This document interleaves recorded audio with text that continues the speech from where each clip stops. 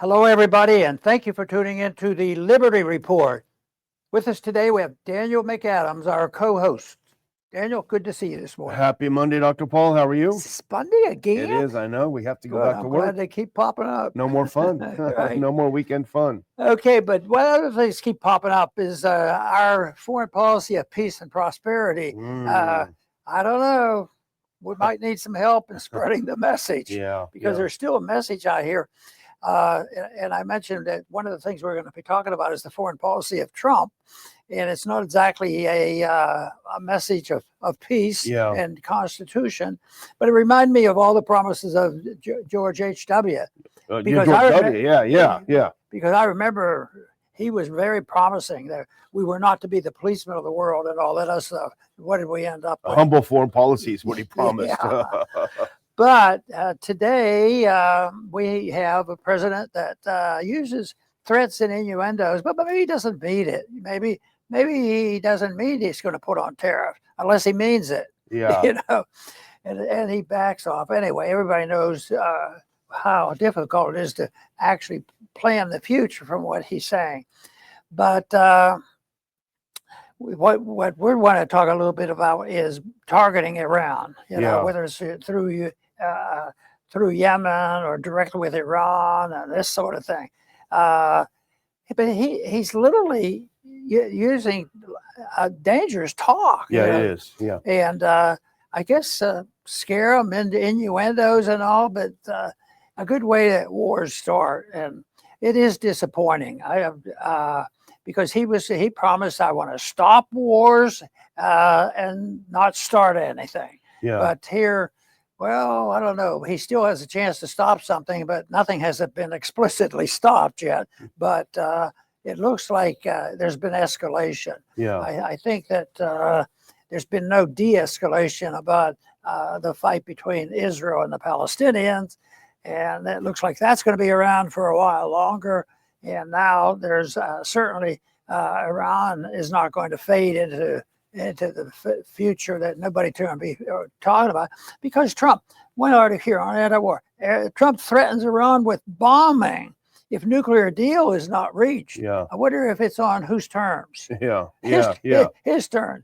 I was always told that the Soviets they were always for peace on their terms. And that's generally the way it is. Up for peace, peace, peace. Maybe that's what we're seeing here.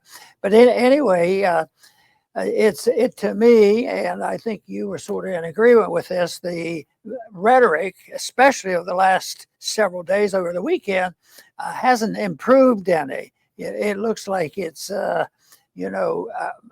being made worse and more threats. So I hope that some of this stuff reverses itself, because even the vice president, I think he wants to sound like he's not endorsing all of this stuff too. So we'll see what happens. But this is an interesting thing, but to me, very, very dangerous. And if Iran is telling their truth, their presidents are telling the truth, and we can believe them. I mean, actually, they have a decent policy, when you compare it to the threats of ours, because they don't have it. And what we just reported yesterday or last week, that even the investigators say they're not working on a nuclear weapon, and yet here we are. Saddam Hussein, I don't think we ever found his nuke that was going to blow up New York City. But sure scared a lot of people. We did report it on the National Intelligence Estimate. Now, this didn't just come up when Tulsi got into office. An NIE takes months and months to write. It takes all of the different intelligence community agencies have to sign off on it. Some disagree. It's a very long, maybe a year-long process. So this is an NIE that was initiated under the Biden administration, very, very hawkish administration. They still came to the conclusion that they came to in 2006, which is they don't have one and they're not working to build one. Nevertheless, as you say, Trump over the weekend makes this very bellicose statement. And you use the right word. Maybe he's bluffing. The problem with bluffing all the time is that people never know when you're telling the truth. Is he doing it? Is he not doing it? Is he going to bomb us? Is he not going to bomb us? And the danger, maybe you can do that in a real estate deal. Oh, that bathroom was totally fine. Trust me, the toilet works fine. But when you are dealing in world affairs, the Iranians, if they don't think he's bluffing, they may do something based on what they perceive, rightly, it sounds at least to me, as a threat to be bombed. They may react in a way that would take us down the road to war, which is unnecessary. That's the problem with bluffing in foreign affairs, and I think, President Trump ran as a peace candidate. I will stop the wars. I will get us out of wars. And in fact, I think he appealed to a large portion of Libertarian Party people, and libertarians in the party itself endorsed him for president on the basis of him being a pro-peace and pro-prosperity president. Well, leaning into war like he's doing is, as you said, anti-peace and anti-prosperity. I think they should take a lesson from the wisdom of children, because children know when their parents are bluffing. Yeah. Oh yeah, don't do this, and they learn. They know which parent does this. Kids are very, very smart, and they interpret it. It seems like once you get really smart and you're in the government, you're dealing with nuclear weapons, that you lose this estimate that who are we going to believe? Who are we going to believe? And so the bluffing goes on, and I think it happens to be a tool that Trump uses. Yeah. He can, what was it? He was going to raise the tariffs. Well, he's still planning on doing that, but it was a little too high in one place. Oh, okay, we won't make them that high. Yeah. And the market shifted the attitude, but the whole problem still exists. The bigger problem of, say, tariffs or bombing or what's your foreign policy all about, the big problem of inaccuracy or in the inability to understand what we should expect. The people should know what their leaders are going to do, and I think that's one of the biggest tragedy of government. One of the reasons that government usually gets us into trouble. Yeah, absolutely. Well, let's take a look at, we're buried in the lead a little bit here. Let's take a look at what we're talking about, and this is from Axios. Anti-War did a good write-up about it. I think Politico did a good job as well. But here's the Axios piece. Trump threatens Iran with bombs unless nuclear deal reached. Go to the next one. Here's his quote. Over the weekend, apparently he called an NBC News anchor and said he was mad about a few things. He used the word P-I blank blank E-D. Maybe it happened. He didn't deny it. Here we go. President Trump threatened to bomb Iran if the Islamic Republic doesn't reach a new deal with the U.S. on its nuclear program. As you point out, Dr. Paul, they had a deal with the United States, and Trump canceled it. So what kind of a new deal would it be, A? And B, why would they trust Trump if he canceled the deal in the first place? And they say why it matters. Trump wants to engage in diplomatic talks with Iran, has leveled threats against it before, but this is the strongest and most serious. Here's what he said, quote, if they don't make a deal, there will be bombing. It will be bombing the likes of which they have never seen before, Trump told NBC News' Kristen Welker during a phone interview. Bombing like they've never seen before, and he gave him a 2-month deadline. Let's get a deal by 2 months or we're going to bomb you. Yeah, I don't think he should get a very good grade on diplomacy. Yeah. This just looks like aggravation. Even if there are problems, I don't think that's the way that you're going to solve them. So that is something that we have to face up to, and there's going to be very little dissension. Even that weak dissent, or at least it was a dissent that the vice president mentioned. Well, maybe we should, jump in and do this bombing stuff. Maybe we should Yemen, think it through. But he wasn't in the room, and that was only mentioned afterwards. Say, oh yeah, he suggested that maybe this is not the best thing to do. Yeah. And yet the bomb still dropped anyway.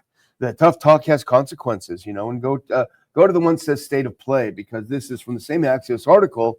And this is what happens when you talk tough and you do tough things.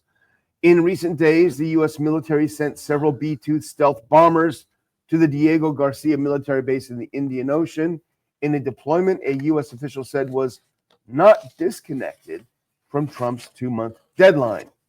The B-2 bombers can carry huge bunker buster bombs that would be a key element in any possible military action against Iran's underground nuclear facilities. I actually wrote a piece on Saturday about this, Dr. Paul, and we talked about it, I think, on the show as well, that this movement of B-2s, of cargo ships, of refueling tankers, all points to one thing, which is either he's planning to attack Iran, or he is planning an elaborate bluff to try to bully Iran into a deal. Again, why would you deal with Trump, who abrogated the previous deal? It's a big question. So, well, he, in his mind, probably think this is the art of the deal. yeah, a new deal. Yeah. Well, but there's a little more dangerous. Yeah, it is. And again, people are saying that this is Netanyahu's dream to get the U.S. to fight its war against Iran. He did it against Iraq. If you remember, he went into Congress in 2002 and said, "Believe me, if you attack Iraq, there's going to be peace in the Middle East." Right? How did that work out? Yeah. And they're doing the same thing with Iran. But it's not just Iran. He is ramping up against Yemen as well. Now, go to that next clip. This is Dave DeCamp on antiwar.com. U.S. launches dozens more airstrikes on Yemen, killing at least one civilian. I think there's probably plenty more than one that have been killed. Dozens and dozens of strikes, probably a couple $2 billion. How much do you think these bombs cost? They're not cheap, in my opinion. Plus, moving all of the military equipment around Yemen. This is an extremely expensive effort to destroy Yemen. And I mentioned to you, and it was sort of a hint at how serious I think is. I said, don't you think it's like a declaration of war? Yeah. Can you imagine how Trump would react if somebody came to our doorstep and started talking that way? Yeah. So it's not diplomacy. It's not exactly part of the philosophy that we have for seeking peace and prosperity.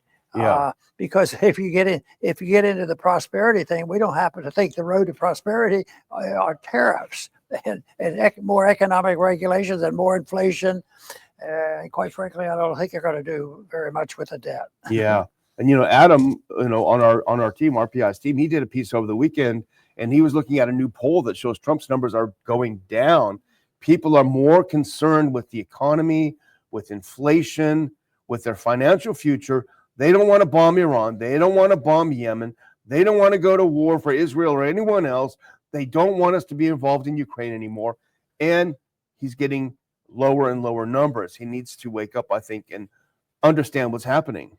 And the one thing, even during the election, I said they're not concentrating on the thing. They're not concentrating on the economy or the bankruptcy or, the monetary system that brings this stuff on. So the bankruptcy is here, and you'd think there would be some major changes. Yes, we got a major change, but there used to be, I would say, 80% of the economists, right and left, thought tariffs were terrible. But with the influence of the president and the vote, everybody just rolled over and say, we can't say very much to do it, but he might punish us. He might take away. I call them bribes. They give these countries money. You do exactly as we tell you. I used to say we'd bomb them. No, we don't need to bomb them. We just take their money away from them, and then they're totally dependent on us. But that's all part of a financial system that they don't really deal with it. Because it has to do with the military-industrial complex. They're very much involved in this thing. Building that talking about building that new airplane. It looks like it'll be worse than the 135. Yeah. Billions and billions of dollars. The new plane they're planning on. The big fight was make sure that it can't be pilotless. We can't have a drone or anything like that. We have to have pilots in there.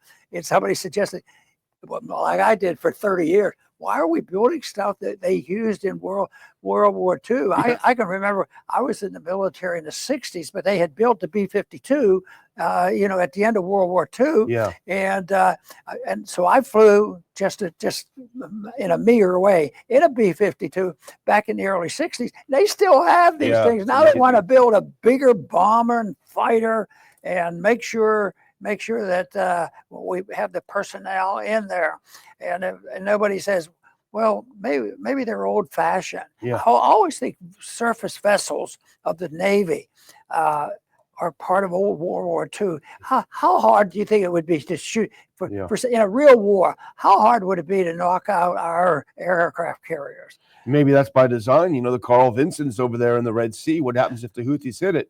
That'll be casus belli to attack Iran. That's too conspiratorial. Well, it's Or happened. realistic. Yeah. Well, I mean, Trump is just having a bad few days. I mean, let's go to the next one. Trump says he will continue bombing Yemen for a long time. For a long time. He says it's very successful. Now, go to the next clip if you can, because I don't know, Dr. Paul. I sort of like the way Trump talks in some ways. It can be entertaining, but when he talks like this when it comes to war, I don't know. So here's what he said. The Houthis are looking to do something. They want to know, how do we stop? How do we stop? How can we have peace? The Houthis want peace because they're getting the hell knocked out of them, he told reporters. They want us to stop so badly. They've got to say, no mas. But I can only say that attacks every day, every night, have been very successful beyond our wildest expectations. We're going to do it for a long time. We can keep it going for a long time, the president said. Okay, keep it going. They're begging for peace. In fact, everything I see coming out of Yemen is the opposite. Keep bombing us. We're going to keep hitting you back. And they've done that. We reported on this from the 18 on when the Saudis, with our help, were attacking Yemen. And they lost. And they've shown their resilience. They've continued to show the resilience. And ultimately, to what end are we bombing Yemen? What's the goal, you know? I guess we have to put it in a column. Another item is going to cause escalation. Yeah, escalation. It's not going to quiet things down. Well, let's move to the next one because we wanted to just do a little thing on Pam Bondi, who is the Attorney General. Now, she had a quote that irritated you over the weekend. I hadn't seen it until this morning, and I felt myself a little irritated as well.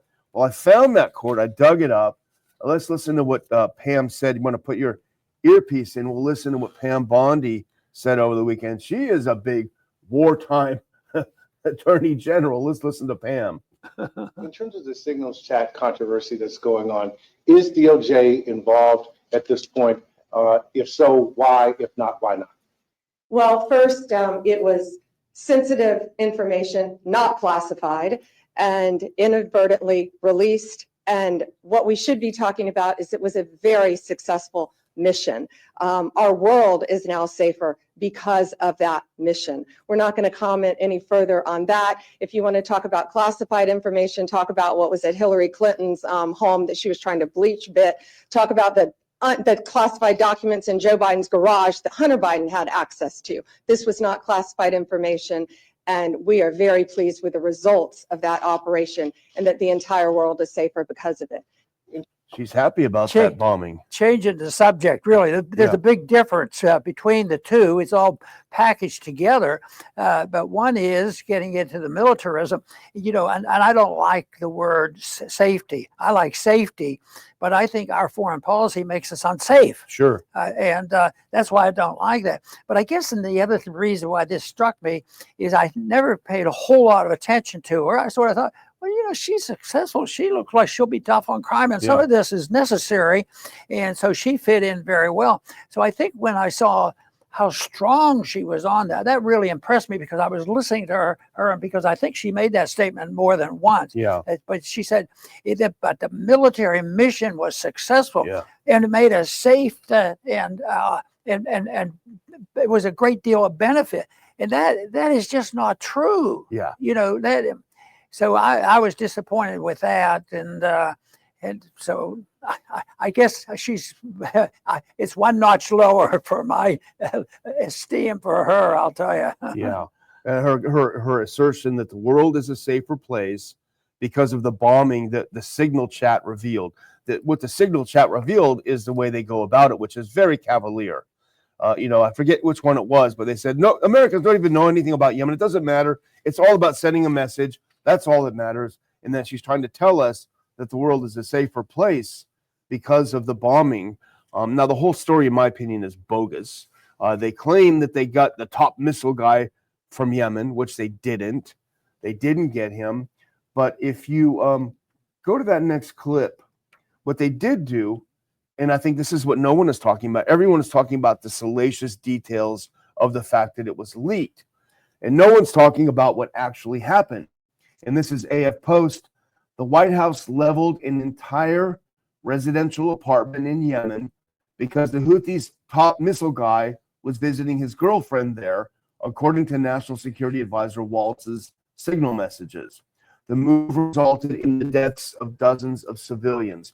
Now, the story itself is bogus. First of all, the idea, we're watching this guy, we're following this guy, we're ready to attack, but wait, let's wait until he goes into a residential building and visit his girlfriend, which itself is a weird story. Yemen is hardly Southern California, where you pop in and visit your girlfriend at any time of day or night. So why, if they were following this guy, didn't they kill him before he went into the building? Why did they have to blow up the entire building? Well, the Wall Street Journal reported, Dr. Paul, that all this intel on the targeting and who was killed came from Israel. Now, you don't think that Israel has a hand in this, or that Israel has an interest in blowing smoke on this deal? I think it's absolutely true. So the real scandal here is that you blew up apartment buildings to get the missile guy. Yes, and this whole thing, and you played that clip from her interview, and it's very clear.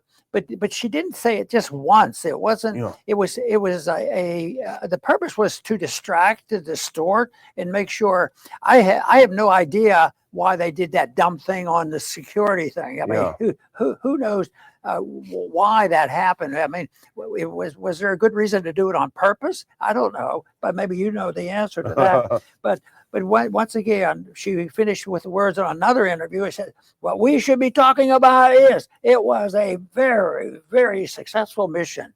Yeah. What does that mean? What does it even mean? You know, As long as the military is successful. Yeah. For whom? Who was it successful for? Yeah. How about the people who were killed? Yeah. And Civilians. now the threats are they're going to increase all this stuff. And they're going to use this as an example. Well, we have a little flaws in releasing the information and the security, but when we bomb well. So what we need to do is just bomb more. Yeah. They're so disgusting. No, she may have been telling the truth, Dr. Paul. It was very successful if you happen to be in the military-industrial complex, because all those bombs are not going to replenish themselves. They're going to be sucked out. And so on the one hand, we were treated, and we were clapping. The Doge is saving billions of dollars, cutting all this nonsense out of government. Boom. A couple of missile strikes later, it's all up in smoke. I've mentioned this to you, but it's not funny. It's just really bad. That I keep saying, where are the progressive Democrats when we need them? Yeah. You know, but if they attack them, it isn't on the bombing. It's on the fact that they didn't run the operation right. They too much of it was releasing information before they let them know that the bombs were coming. Yeah. So, which is important, of course. But she wasn't. They weren't interested in really improving the situation. This whole idea that we're safer. Our country is not safer for that. We were never made safer for. Ever since Korea. Yeah. How were we made safer back then? The Russians weren't about to invade us. How about Vietnam? There's 68,000 American soldiers that died. How did that make us safer? It made us more broke. It made us, addicted to spending and printing money. And we morphed into an empire, and an empire that the reserve currency of the world was dumped in our lap, which meant we could create counterfeit money for a long, long time, which I think is coming to an end. So the policies cannot have these bad policies, whether they're economics or military. They wouldn't happen if you didn't have a reserve currency and you have people that do not understand that this is a terrible crime of counterfeiting the money. The founders didn't like counterfeiting because in 1792, when they had the first law dealing with currencies and all, they believed in the death penalty for people who were fraudulent with government paperwork, and like they were talking about paper money. Yeah. Watch out, Jerome Powell. Oh, yeah. That's what somebody said. Does that mean that you're out for the Federal Reserve Chairman? Well, we're going to criticize Trump when he's off base, and he's really off base now. He needs to take a deep breath, stop talking so much. Don't call reporters when you're PO'd or what have you. Just take a chill pill, focus again on what they were doing that was good, which is cutting government, Congress should be involved, as we've said many times in Massey. Senator Paul said it. Codify these things into law. Cut government. That's what Americans want. They don't want another war. So hopefully, maybe he's listening to us right now. You know, earlier on, you quoted somebody talking about the numbers are being shifted and the Republicans are getting to be in danger. I think there are several elections coming up real soon. There might be some big changes if the Republicans lost those seats. Then they'd question this whole thing, which I think was real, but it was mixed up, you know, because the people were disgusted with it. But maybe they were disgusted with inflation, for all that we know. Maybe that might have been the biggest issue, you know. Yeah. Oh, Yeah. Well, as you say, people vote with their stomachs. So anyway, I want to thank everyone for watching the show. Please hit the like button and share the show with your friends and your enemies and your relatives and everyone you can. Over to you, Dr. Paul. Very good. I want to thank everybody for tuning in once again. It's very important for us to have supporters spreading the message. Without spreading the message, it's not going to be worth very much. That it's one thing for sure, you can spread a message any way you can find out other than lying about it. Just tell the truth, because the truth is on our side, and the prosperity and the peace, the issues of those two things come more from a government of non-intervention. Stay out of the business of running our lives, running our wallets, running our families, running our churches, running our First Amendment, the whole works. Just a simple thought: let the people take care of their own problems. It will not be done perfectly, but when you put people in charge in Washington and they mess up, it's so much worse because it affects everybody. If we have a free society and you mess up, yes, you have a responsibility. You might have to resort to going to work or getting help from the family or look at the charity or something. But this way, the whole thing, the principle of liberty demands that there be responsibility at all. And that's what so often frightens people away. You mean I wouldn't have my checks coming in? What's going to happen? But I tell you what, the founders understood the difference. It's too sad. It's too sad that we didn't continue to improve upon that, because it wasn't long after the Constitution was written that it started to melt away, and we've been left with a long time ago without the basic principles of the Constitution, and that is the protection of liberty. I want to thank everybody for tuning in today to the Liberty Report. Please come back soon.